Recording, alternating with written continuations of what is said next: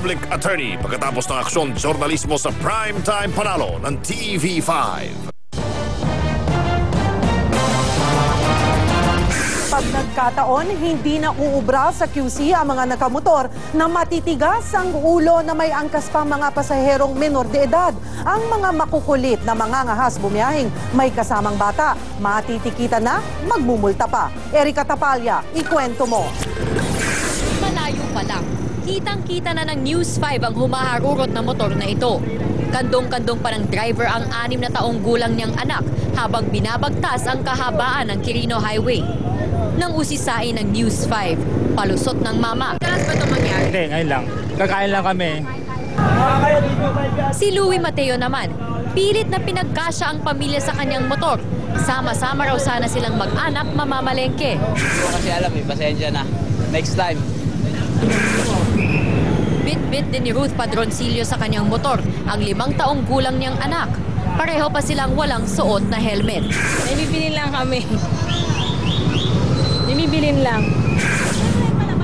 Dahil sa mga pasaway na nagmomotorsiklo, QC na raw ang may pinakamaraming aksidente sa daan base sa tala ng MMDA. Noong 2010, halos 4,000 ang aksidente sa motorsiklo lang. At mula Enero hanggang Pebrero ngayong taon, mahigit 6 na aksidente na ang naitatala. Kaya ang isang konsehal ng Quezon City gusto nang ipagbawal sa mga batang edad 12 anyos pababa na umangkas sa motor. Ito kasi yung age na kung saan hindi pa abot ng bata yung sampaan, yung pwedeng sampaan ng paa niya.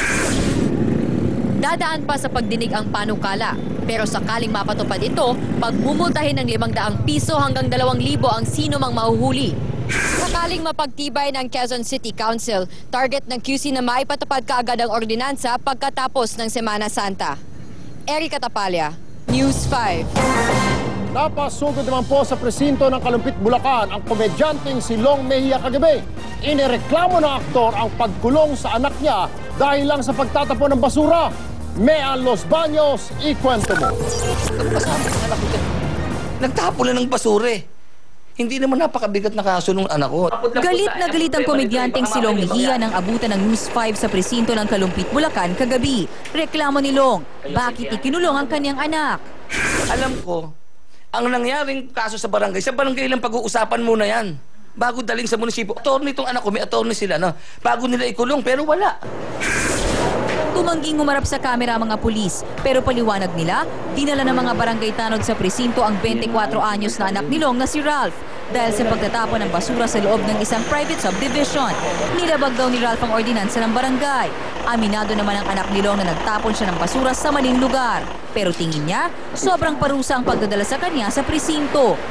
Mababaw na kaso lang eh. Makukulong ako ng ganito. Dapat sa barangay mo na dapat pakidiretso nito eh. Hindi dito.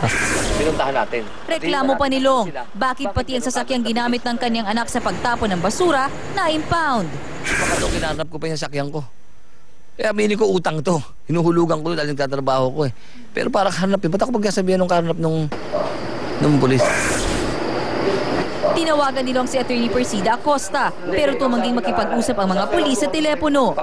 Ay, barangay lang. Kung barangay, ordinance yung kanilang kinakaso. Eh, dapat tulong ng more than 8 hours dyan. Ano pa pinapanganak pa nila yung mga kaso eh. Pati ang tanod na nanghuli kay Ralph, kinatok na rin ni Long para pakiusapan. Eh, paano po gagawin natin yan ngayon? Eh, nakakulong po yung una ko. Sa utos lang po ng aming barangay chairman.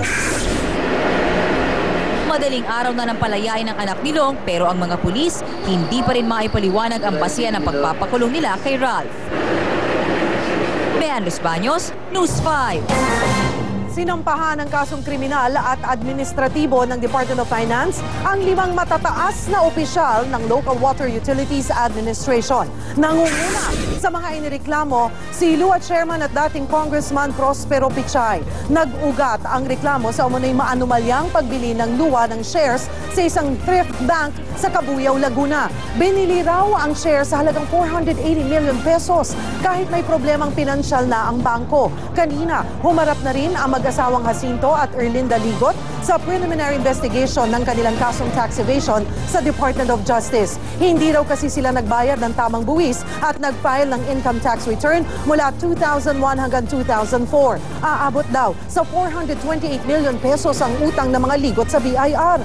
Bago magsimula ang investigasyon, kinuna ng blood pressure ang mag-asawa at lumabas na nasa 140/100 ang BP ni Mrs. Ligot. Pero natuloy pa rin ang investigasyon. Yun nga lang, humirit ang abogado ng mga ligot na bigyan sila ng palugit para sagutin ang reklamo.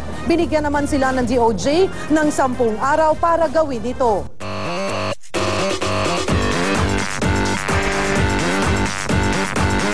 Showbiz action tayo. Balik na sa pagpapasexy si Aubrey Miles at Luis Manzano. Ano kaya ang reaksyon sa napabalitang pakikipag-date ng ex niyang si Angel Locsin kay Phil Young husband? Jeff Fernando, ikwento mo. Kahit dalawa na ang anak, hot na hot pa rin ang dating ni Aubrey Miles sa kanyang pagbabalik sexy pictorial. Para kay Aubrey, hindi dapat maging hadlang ang pagiging mommy sa pagpapasexy. Oo, na-miss ko yung talagang ito yung papakita yung katawan ko dahil ito na yung sa Sexy Solutions na paano i-maintain yung, especially ako, para after giving birth, kung paano i-maintain talaga. Approve naman kaya dito ang mister niyang si Troy Montero. Natuwa naman din siya nung sinabi ko.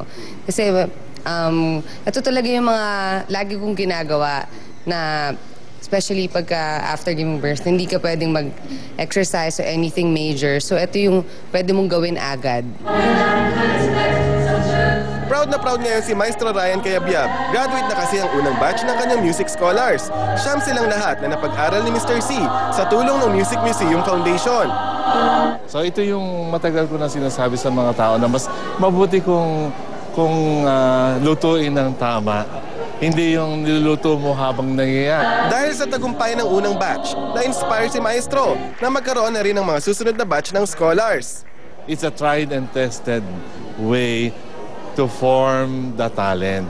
Kamakailan lang, na-chismis na nakita si Angel Locsin na nakasakay sa kotse ng ex-boyfriend nitong si Luis Manzano. Totoo kaya ito? Just to clear it once and for all, dahil ayokong nalalagay siya sa ganong issue, wala. Hindi ako yon or hindi. Alam ko, I promise not to talk about it na. Sabi ko nga ganon, di ba? Pero just to clear her name, na hindi po siya nakita sa kotse ko. Pero aminado si Luis, may espasyo pa rin sa puso niya para kay Angel. Kaya nang tanungin siya ng kanyang reaksyon sa napabalitang pakikipag-date ni Angel sa Ascal's player na si Phil Young husband, ito lang ang naisagot niya. Alam kong tatahimik na ako about that, pero just to clear her name. Dahil naman, basta hindi si Angel yung nakita sa kotse ko. Mali natin, barkada ko. Jeff Fernando, News 5.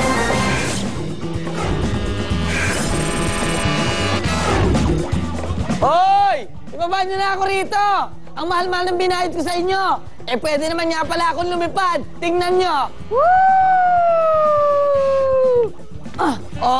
Diba? Hindi naman umikot yung Ferris wheel, nahilo pa rin ako. Alam ko na. Hindi nga pala ako nagsipilyo. At eto pa, yung mga sasakyan na talaga naman kayo mahihilo ng lubusan, inyo na pong tingnan. Pero magbayad kayo kung gusto na sakyan. Ito ang sasakyang hindi ko pinangarap. Kung gusto niyo kayo, kung nervyos ang hanap. Kasabay ng takot ang bawat pag-ikot. Sigaw pupong sigaw, bawal ang pakipot. Tama na po, Lord! Ito po ang bagay na ride sa matapang at ma-pride. Nako kids, don't do this at home. Alam nyo ba kung ano ang tawag sa mga lugar na maraming rides? Nako, ma-amuse kayo. Ito ay ang amusement park. Ang alam ko lang po kasi perya, roller, roller, roller on a coaster. At alam nyo ba, itong roller coaster sa likod ko, delikado po itong sakyan sapagkat ito po ay nagiging sanhi ng blood clot sa ating utak. Kaya ingat lang mga kids sa pagsakay dito sapagkat tsak na kayo ay mahihilong panigurado. Pero kung gusto nyo talagang mahilo, meron namang artificial na pamamaraan, ituturo ko. Itaas nyo lamang po magkabilan yung braso at lumingon kayo ng ganito. Pag nasingot nyo ang kilikili nyo na amoy impacto, sigurado pong hilo na rin kayo. Ito pa rin po si Makata. Nagbibigay na naman ng impormasyon, edukasyon, leksyon, dito lang sa Aksyon! Susunod sa aksyon, matapos ang halos isang linggong 12 hinostage ng Ondo Perez Group sa Agusan del Sur, napalaya na. Dating Pinoy drug mule, ipinakita sa News 5 ang talamak na kalakalan ng droga sa Macau. Abangan yan sa expose at aksyon. Mga graduates sa kolehiyo wala pa rin trabaho sa kabila ng libo-libo raw na job vacancy. Ano nga ba ang problema? At Charis Pempenko, star sa isang Hollywood movie.